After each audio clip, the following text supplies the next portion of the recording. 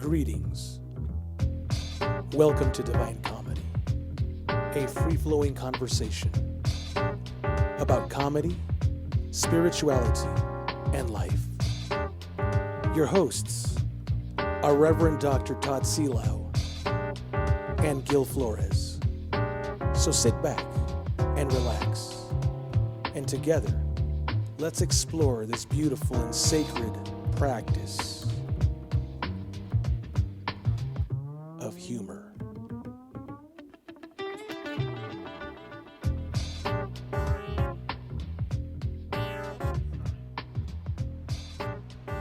When I was at a church in Texas, and I was preaching, and I was preaching two different churches. In the early church, I would preach, and I would tell really good jokes, and I know they were really good because everyone at the second church laughed at them. But at the first church, nobody laughed. And it went on like this for months. And I just thought, man, it's too early in the morning for me to be funny. But what I learned, one time I just kind of stopped in the middle of preaching, and I was like, well, why? I know that some of these are funny, right? I haven't struck out for 3 straight months on every single joke I've tried to tell. Something's going on here. And somebody spoke up and they said, we were taught not to laugh in church. We weren't supposed to laugh in church. And I didn't even know that was a thing. And so we started to laugh in church and give each other permission to laugh in church, and it opened the church. It really changed the dynamics of the whole church when people were allowed to laugh. And it was something I had never really thought of before. So Gil and I, we love comedy. And so we thought this would be a good thing to talk about. Maybe talk about it every month. Well, at least we'll try it this time and see kind of how it goes. But we just thought comedy was going to be a pretty good topic and a good thing to talk about, and we look forward to hearing some of your ideas and your thoughts on this as well. So this is participatory, and I'll try to keep an eye on the comments, and Gil try to keep an eye on the comments, and we'll try to respond to what we can respond to. If it's too complicated of a question, we're not that smart that we can just come up with complicated answers. So if you keep it simple, at least for the first few times, it'll be awesome. So what do you think? What do you think, Gil?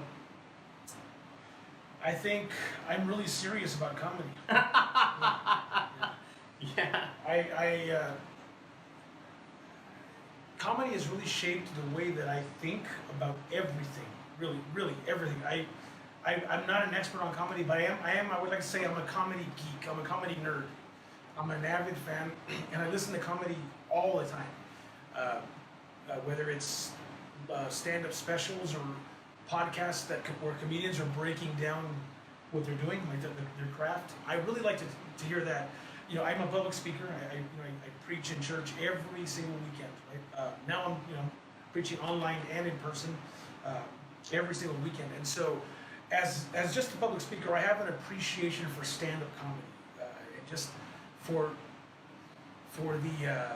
the craft of it. About 10 years ago, I spent 2 weeks at a church in Dayton, Ohio called Ginghamsburg United Methodist Church, a really famous Methodist church.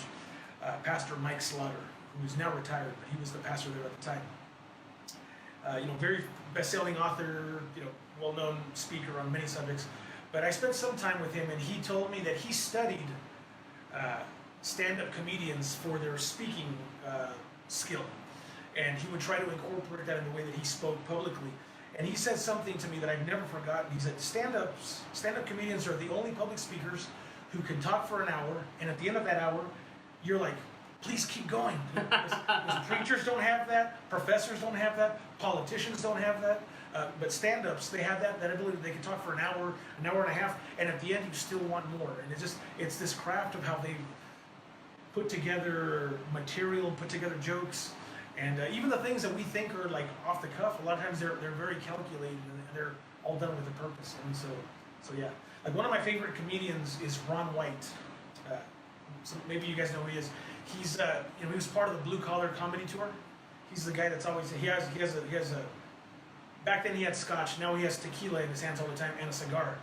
And I was hearing him talk in a podcast about how when he drinks from his glass and when he takes a puff of the cigar, all of that's calculated for effect and for timing and for rhythm and for pacing. So so all of those little considerations where it looks like he's just boozing it up, but these are basically props that he's using for his routine. And so anyway, I'm into, as you can tell, I'm a little bit nerdy about the craft of comedy. But, I didn't really think about this, but comedy totally shaped how I preach, like literally, because I did debate in high school, and so I was very much shaped by that, and so I would use an outline, and basically my sermons would be an argument. Like I would take like an idea, and I would like make an argument, and so I have a legal pad, like literally, like for the first 5 years of preaching, I would take a legal pad and I would write out an outline like I would do in debate, and I would prove an argument, which was fun. Like it was the way that I like interacted with the scripture, and it was fine, but it wasn't great.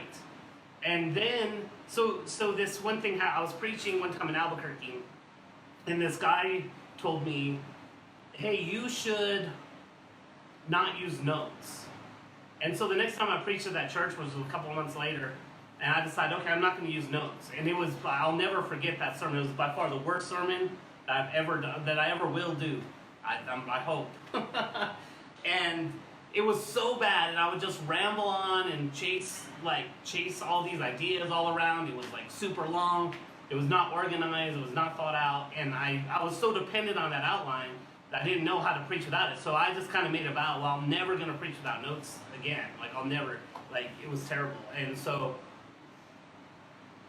a few years after that, I was in some churches in Texas, a couple of really cool churches in Texas. I preached at, and I watched somebody, I don't even remember who it was, but it was a show about comedy, like what you're talking about, and they talked about how they could plan out an hour and a half routine without using notes. And I was like, oh, this is really interesting, because I failed miserably at it. And so they said that they used, whoever it was that was talking, I wish I could remember because it'd make it a better story, but they said that they used, pictures and, storyboards, like you use, in film or in TV shows, and they would have storyboards, and so they would remember the pictures and the images and the storyboard, and so they would know kind of where they're going, and then if some joke line wasn't working, they could just skip to over here, and it was just organized in their head, and they would remember the visuals. And I was like, oh wow, I could totally preach that way, and it would change the function, function follows form, right? So if you change the form of the sermon, it changes the function, changes how the sermon comes across. And so I was in two churches that were really awesome, and they gave me a lot of grace, and they gave me a lot of space to experiment with things and try things out. And it took me some practice, and it took way more preparation, but my sermons were 10 times better at least, because I was telling a story about a story, and it fit, the story format fit the story that I was preaching about. They just went together so well that it was, it totally revolutionized the way I do it. And now that's all I ever do. I could never go back to an outline, because proving stuff to people isn't really the way that you get a point across anyway, right? You telling stories, how you engage people. It's how Jesus did it. It's how all the comedians do it. And I have more of a religious experience at comedy shows than I do in church most of the time. Yeah, for sure. Yeah, maybe we could talk a little bit about the different styles of stand-up comedy, because I think we're talking specifically about stand-up comedy. Yeah. Because there's situation comedies, there's improv comedy, but I guess it's sketch comedy. But I guess we're talking more specifically. Not that the other ones don't matter, because they do, but I guess maybe we're talking more specifically about stand-ups. Yeah, for sure. So what are some of the different kinds of stand-ups, and maybe some examples of the different kinds of stand-ups and why we like them, Yeah, that's good. That's good. So there's the one-liner comics, right? That's one style, right? The classic old guy that did it was Rodney Dangerfield, where he was a one-liner comic. Then later there was guys like Mitch Hedberg, who was, Mitch Hedberg was one of my all-time favorites. He was one-line comic. What were some of his Mitch Hedberg one-liners? I saw a wino eating grapes. and I said, man, you got to wait. Or I used to do drugs. I still do, but I used to do them also. Those two are my favorite. Yeah. So those are like one-liner jokes, right? It's the whole joke is in one or two sentences, and so it's a quick, it's a quick hit. Like I mentioned, Rodney Dangerfield was probably maybe the most prolific of the one-liner comics. He would just come on Johnny Carson and just kill with a bunch of one-liners, and Johnny was just basically just setting him up for his one-liners, right? And then a new guy, a guy who's a more recent example of the one-liner style is maybe Anthony Jeselnik, I guess. Oh, yeah. In a way, I guess he's one of our favorites. Man. Very dark, a very dark comic, but very he always catches me off guard with where he's going. A comedian is called. He has a lot of switches in his routine, right? You think he's going one way, he totally just goes in a completely different direction. So, yeah.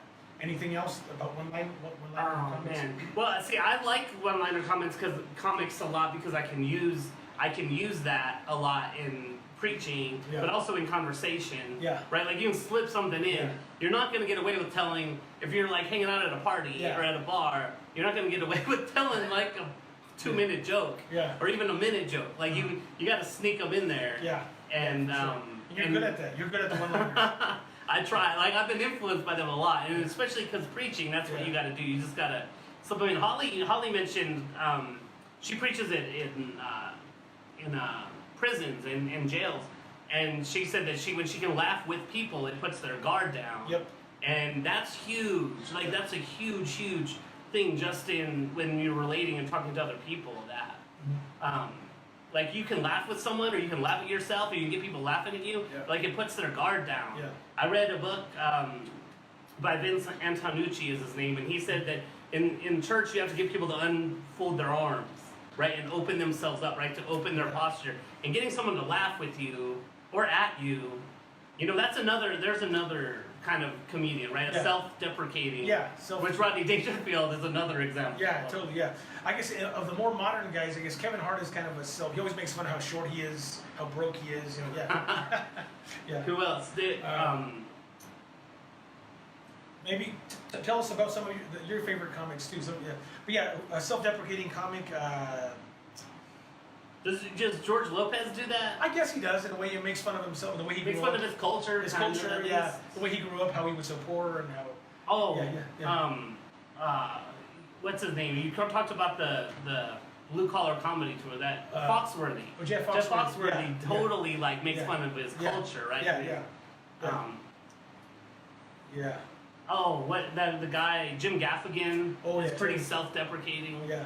It does when you get people when you can laugh at yourself, it opens people up to be able to laugh at themselves, and it makes them more vulnerable, I think. Which is why it really works, because then people are ready to let you say whatever you're going to say because they're feeling vulnerable. Yeah. Because you're being vulnerable first. For sure. Yeah. Yeah. Then there's also like the storytelling comics, right? That kind of tell jokes in the story, which is what Ron White does. He'll tell a story. Like he has a bit like that tater salad bit that he's known for. That's a 20-minute bit. If you look, the joke is 20 minutes. But what keeps you entertained is that in those 20, there's like all these little jokes on the way to the big joke at the end, right? That is the tater salad. Yeah. A bunch of that. But on the way there, he has to have like a bunch of little laughs so that you don't check out. So that's a whole art of storytelling. Like I'm going to tell you all these little jokes that you think are the joke, but I'm going to hit you with the big joke at the end. So that's, like you said, you probably can't do that in a bar or in a preaching. You're not going to be able to tell. You can if you're like really good though, right? Like if you can, you can tell little jokes. You can set it up throughout a night. Yeah. Like I've never tried this. Like this is all just off the top of my head. Yeah. But it would be fun to experiment. To go to a party or to go to a bar and just be like, okay, like I'm gonna get a big laugh. I'm gonna get a big laugh at the end of the night. And so you set it up with just little one-liners and little jokes, and then you just set it up through the night. And then when people have been drinking a little more, and people guards are down a little more, people are comfortable, then you can just like you can just like finish it off. You know? Callbacks is one of my favorite comedy. Totally, yeah. So are you all familiar with that term callbacks? It's when a comedian will say something at the beginning of the act, and then towards the middle or end of the act, he'll refer back to something he said earlier. That's a callback. Who does that well? Oh man, a lot of guys. George Lopez does it well. Ron White. Chris Rock sometimes will do it. Oh yeah. Um, yeah. I can't think of. I've seen some lately Yeah. that really do a good job. Well, okay, what about the smart comedians? Yeah. Who are some of your favorite smart comedians? Well, I gotta say, like, the number one is gonna be Dave Chappelle, right? Dave Chappelle's special because he's not only a smart comic. I mean, he's as smart as they come, right? I don't think people realize how smart he is. That guy can talk at length, off the cuff, about pretty much any subject and sound intelligent and sound coherent. So he's really smart, but then he's almost silly. Like he'll do this brilliant bit about race and culture. Then he'll do like 10 minutes on farting. You know? Yeah. He's both. He's a really silly comic, but he's definitely a smart comic. Before he fell from grace, Louis C.K. to me was an extremely smart comic. I still like a lot of his routines. I still think about all the time because he was just so smart with so many things. Chris Rock, another intelligent, very intelligent comic. Of the older guys, George Carlin. Yeah, George Carlin was one of the smartest, Yeah. man. Yeah. Like, that dude was just brilliant. Yeah. I'm trying to think of that guy. What's that guy's name that does the palindrome bit? He does it. Oh man. That's you. I don't. You've told me about. He's not one. Dimitri Martin. Oh yes. Dimitri Martin is one. Yeah. I would say he's probably the smartest, like academically smartest people. Like he does a whole hour special on just palindromes, like and like sitting in class and like coming up and he would tell this joke and the whole joke was like a palindrome. Like the way that dude's mind works is like brilliant. Like so that's smart in a different way. Yeah. Bill Hicks was very smart. Yeah. Social commentary. A lot of those smart guys get kind of preachy. Yeah. Right? Chappelle gets preachy. Yeah. You know, Chris Rock can even get preachy. Carlin definitely was preachy, right? Yeah. Bill Hicks was very preachy. Yeah. And then there's like what I call the rant comics. Oh, yeah. Bill Burr. He's like the number one. He's a rant comic. Yeah, absolutely. Absolutely. You know, he's gonna get up there. He's gonna rant for an hour about whatever. And Bill Burr, by the way, he does a podcast on Monday and Thursday. It's called the Monday Morning Podcast, and on Thursday he does the Thursday Monday Morning Podcast. And both of them, there's hour-long rants. I mean, he has no plan. He never has guests. He just at his house and he just turns on the recorder and rants for an hour on Monday and Thursday. Yeah, Dean brought up Louis Black. Oh, dude, he was great. I mean, yeah, I love Louis Black. To me, the magic is all in his fingers. His fingers get going. Yeah. Oh man. Oh yeah, and smart comics. Ken Jeong. Yeah. A very smart comic. Yeah. Somebody mentioned Whitney Cummings. Yeah, she's one of my favorites. Dean Fajardo mentioned her. Yeah, she's. I saw her at the Comedy Store in January. You got to meet her, right? Yeah, I got to meet her. Yeah, maybe I'll post a picture here with her. Yeah, she's one of my favorites. I watch her podcast every week. Yeah. I have. Oh, musical. What do you think about musical comedy? It's hard. It's kind of like universally hated, it's right? Hacky. Like a lot of people hate musical comedy. Yeah, it's hard to do it well. I guess Steve Martin famously did it. I guess as well. Like a lot of people just seem like an imitation of him. They're trying to be him, right? And so, but it's possible. I mean, there's kind of an obscure comedian, and maybe some of you here know him. His name is Reggie Watts, and he plays music and does comedy. I think he's hilarious. Zach Galifianakis kind of did it too a little bit, right? Oh man, but that guy is so funny. He would sit at the piano and just sing stupid songs, right? Jamie Foxx. One time I saw Jamie Foxx in 1997 or 6 in California. He did his whole routine, and at the end he sits at the piano. And by the way, he's incredibly gifted. He's classically trained on the piano and just sings funny songs, And so it can be done. It just, sometimes it's not done very well. At the Comedy Store, they always talk about, because the Comedy Store has a podcast, and the people that are hosting it, they say whenever they see a comedian walk up with a guitar, they go, oh, this guy. Exactly. Because it's notoriously hacky, but I guess it can be done well. It's just there's not a lot of them who do it well. And I'm a musician, so I played a lot of open mics, and I remember one open mic I was at. Like it ended up, it was in LA, and it was a comedy open mic, but I didn't know. And so we showed up to play this comedy open mic, and we didn't have like anything funny to say or do. But we just played songs and everyone like loved it because they're like, thank God you didn't try to be funny. You know, like thank you for not telling. Like the fact that we didn't tell jokes made people like the music even more. You know. Yeah, Dean Fahar was asking about what do we think about Jack Black. Oh yeah, he's a great musical comedian, right? Jimmy Fallon. Yeah, too. Jimmy Fallon's good too. Yeah, for sure. Dude, the stuff that him and the Roots come up with. Yeah. And we have Justin Timberlake on. Oh yeah. The way that Jimmy Fallon and Justin Timberlake work together, man. That was great. Yeah, I didn't really care one way or the other about Justin Timberlake till I saw him and Jimmy Fallon like interact. Yeah. And that they are they complement each other well. That's another style is like team comedy duo. Comedy teams, or comedy team. Yeah, there's one right now that's famous in Los Angeles. The Sklar brothers. I don't know if you've heard. Yeah, they're two twins that they do comedy together. Oh, okay. No, I haven't seen that. Yeah. But Jack Black uses that team. Yeah, with the Tenacious D. Right? Yeah. And it is, and that's the kind of musical comedy, right? That works. That works. But if Jack Black showed up at the Comedy Store, and like I don't know how well it would go over. Like it goes over well in movies or TV spots or. Maybe because he's famous, they'll give him a little bit of a pass because it's Jack Black. But I mean, to this day, one of my favorite funny songs is from Nacho Libre, that Encarnacion song. If go Google that. Him singing Encarnacion is the dumbest funny song you've ever heard.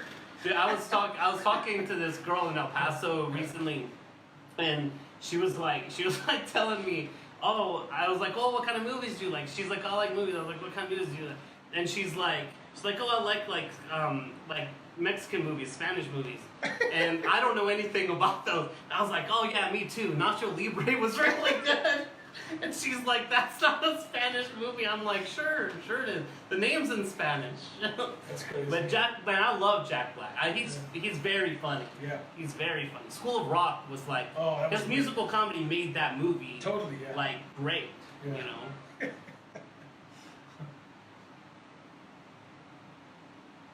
Yeah, Holly likes Justin Timberlake. Someday I'll tell a story about Holly and some of her favorite movies. Holly and I talk about movies a lot. Yeah. So let's talk about. Is there anything you can't joke about? Oh yeah. Okay. Is there anything? And you guys tell us in the comments. Is there anything that we cannot joke about? Is there any subject that we should not joke about?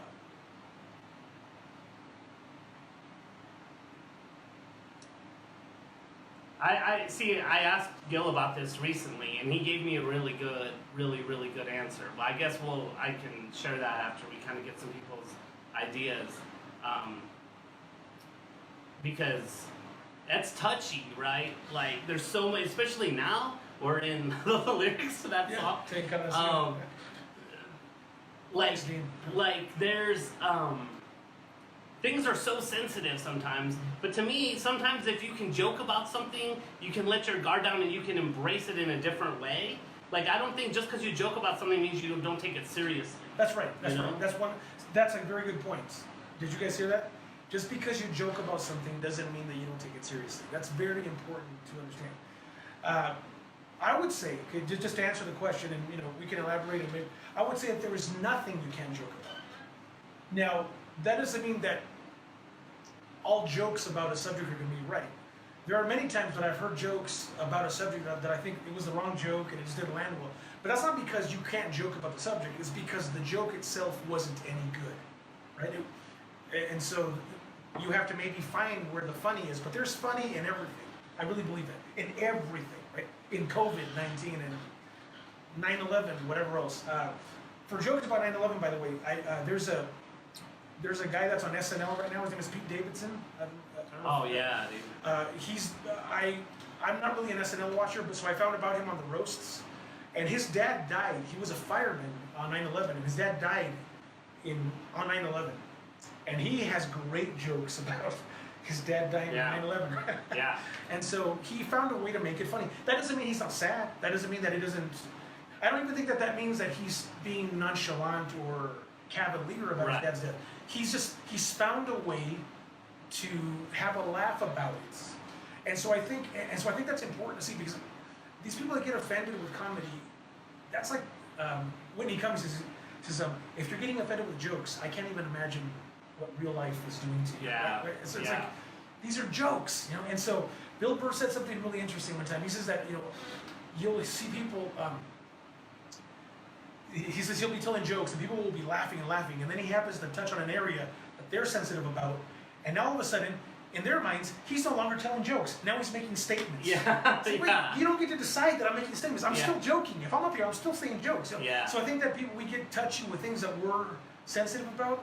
We have to remember that the job of a comedian is to make you laugh in a place that you've never laughed before. I think of some comedians, they want to make you laugh somewhere that you've never laughed. You know? Yeah. And so I think that I give comedians a pass. If your only objective is to be funny and to make people laugh, then I think there has to be some leeway there. You know? Well, and like first of all, laughter is a coping mechanism. Sure. Right, and joking about something is a coping mechanism. It's a legitimate psychological coping mechanism that's healthy. Right, it's healthy for us to laugh. Like things happen, and I'm not a scientist or biologist or a doctor, but things happen in our bodies when we laugh that are healthy and good for us. Right, and so at its very root physiological level, like laughter is good for us. So laughter is a coping mechanism. So if there's something that you're sensitive about, something that's hurting you, or something that's bothering you, if you can laugh at it, it doesn't mean you don't take it seriously, but what it means is that you're coping with that to where you can then deal with it in a more real and more deep way. 100%. And going back to the preaching thing, I think that when we take life so seriously that we don't take time to laugh and relax and enjoy, I think that idea of Sabbath and all those things are a part of just being able to laugh at things. Right. But it depends on how you do it. When I asked Gil about, because somebody made some jokes about things, there's a lot of things happening, right, in the last, this year, that people started to joke about, and my first instinct is it's too soon to joke about that. He shouldn't have joked about that. And maybe he shouldn't have joked about it, but it doesn't, and because it depends on who's joking. That's right, It depends on the joke, and it depends on the people that are watching the joke, right? Yeah. Because stand-up comedy is one of the things that the audience participates in the most, and we can talk about it in a minute. I don't want to change the subject, but I think that, I think Jesus used sarcasm.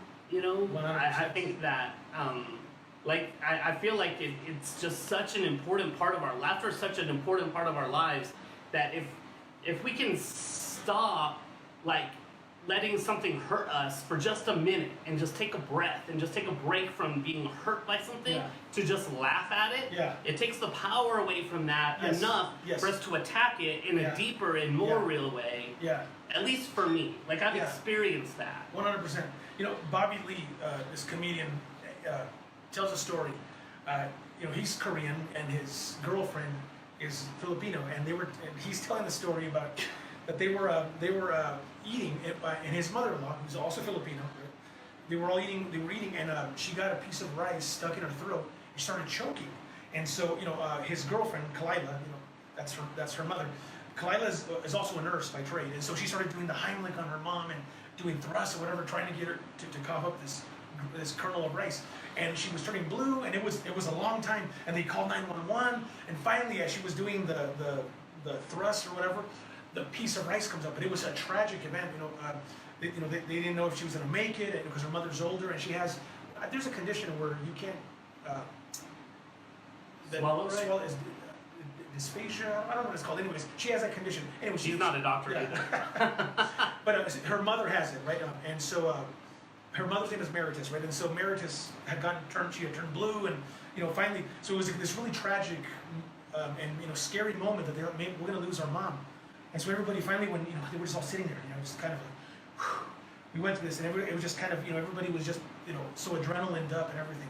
And then Bobby, who's a comedian, right? He goes, "Excuse me, everybody, I have a question." He's like, "What kind of Asian doesn't know how to eat rice?" And Kalila said it was like the perfect joke. It just broke the tension. It was like comedic relief in a very scary moment. But that joke just made everybody laugh. What kind of Asian chokes on rice? Because you've been training for this your whole life.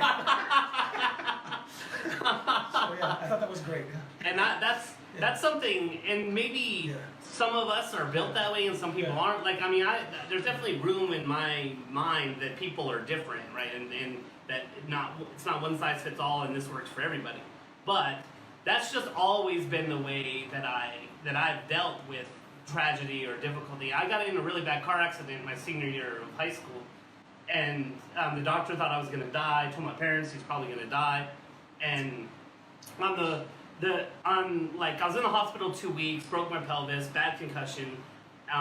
But one of the last days that I was in the hospital before I got out, this woman comes in that I didn't recognize, and she's like, "Hey, Todd," and I'm like, "Hey," and she's like, "Do you remember me?" And I'm like, "I'm really sorry. Like, I don't. There's a whole week of time there that I have no recollection of whatsoever." And she's like, "Oh, I kind of figured." But she said, I promised you in the ambulance on the way to the hospital that I would come and see you. If you made it through this, I would come and see you. Yeah.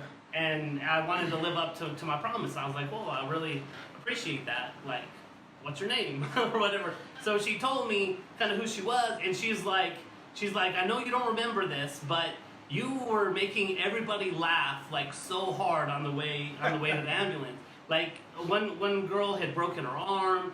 My buddy's leg got crushed by the car. It was a very, very tragic accident. And she's like, people, like, you were like on death's doorstep and people are complaining and you're telling them like to stop whining and you're telling them all these things. And she's like, you were just so funny and you had such good spirits. And she said, I personally believe that saved your life. That you having that, telling jokes and making jokes and laughing. She's like, you were laughing and laughing. You were like delirious, but you were making all of us just laugh. And we were crying because we were so sad, but we were laughing because like it was just so tense and it was just so funny. And she's like, I believe that your sense of humor like literally saved your life. And who knows, like if that's true or not, but there's something about it, and there's a reason that it's so important to me to be able to laugh at things even when they're not supposed to be funny, maybe especially when they're not supposed to be funny. That's the best time to laugh. Yeah. Because it heals you somehow. I mean, it does something. There have been many council meetings at my church and finance meetings where I have so many jokes ready to go, but I can't tell them because they don't want to hear them, right? Yeah, but out of just think about it, the cultures that have given us the greatest comedy are some of the cultures who have experienced the greatest tragedy, right? African Americans, Jewish people, Hispanic people, Asian people, Irish people, people who have gone through a lot, whose cultures have gone through a lot of tragedy, are some of the greatest, have produced some of the greatest comedy that we know. So there's something to be said for tragedy and comedy. When I watched this special about how depressed most comedians are. Yeah. Right, and they use comedy to deal with their depression. Yeah.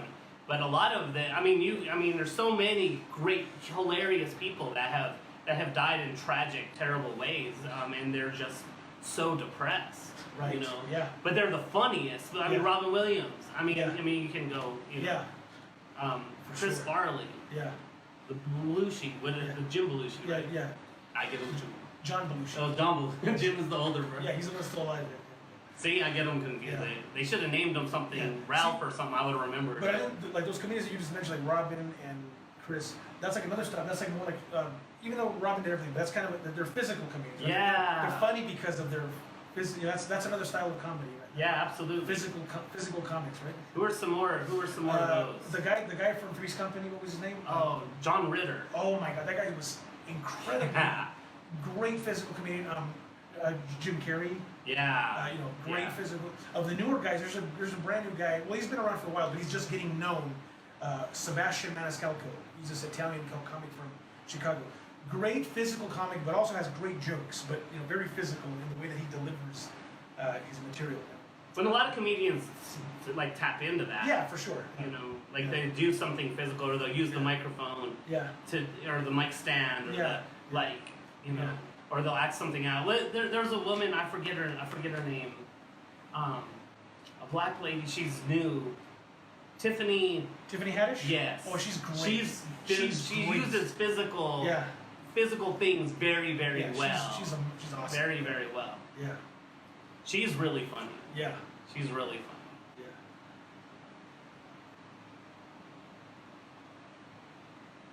Oh yeah. Three's Company was one of my favorite shows of all time. Yeah.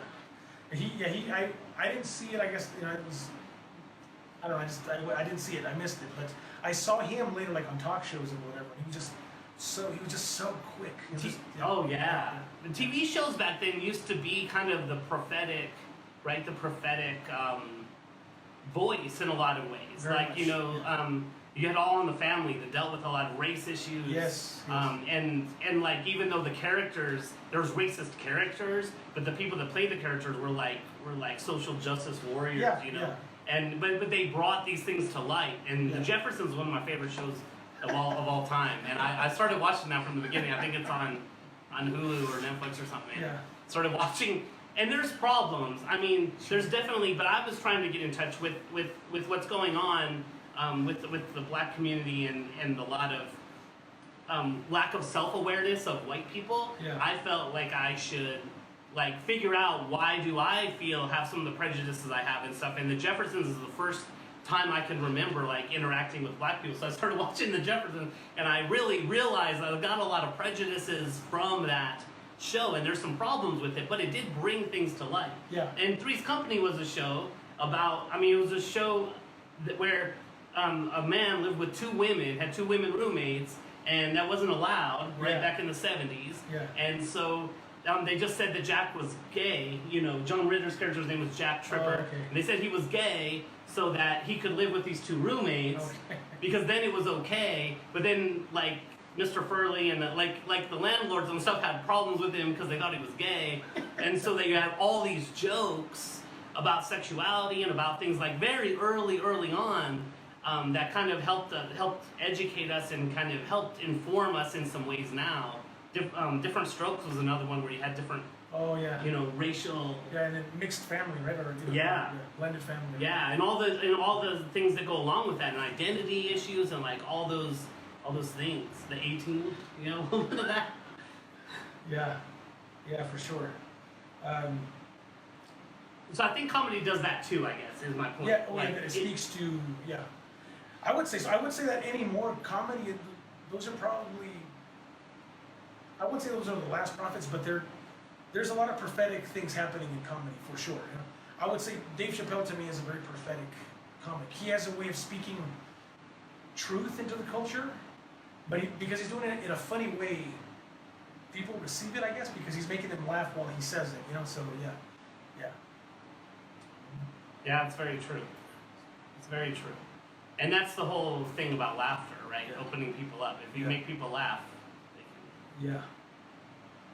Well, we touched on some topics, and we, if you guys have any ideas, we want to do this maybe once a month or something. We're gonna record this, and we're gonna save it on Facebook here, and then we're gonna put it on YouTube eventually, and maybe turn it into a podcast that's audio.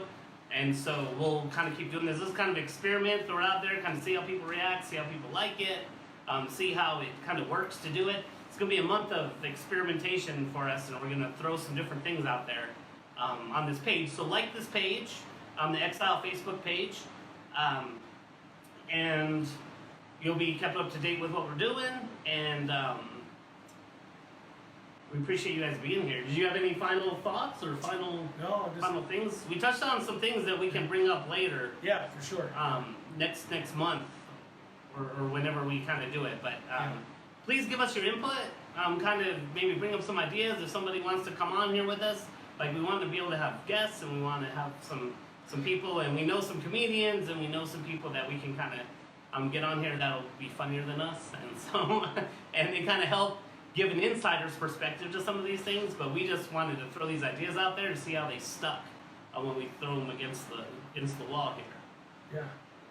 So, tell us what you think, and if you have ideas, and we're happy to entertain those ideas. Laugh. It's good for you. Laugh. Absolutely. Hey, thank you guys for joining us. Thank you for this little experiment. We'll probably have something else up on this page about something else next week. and we're just gonna see what kind of works and get some good content. Since we can't meet for church in person, we're just gonna hang out and talk about some of these things like this. So thank y'all. Appreciate it very much.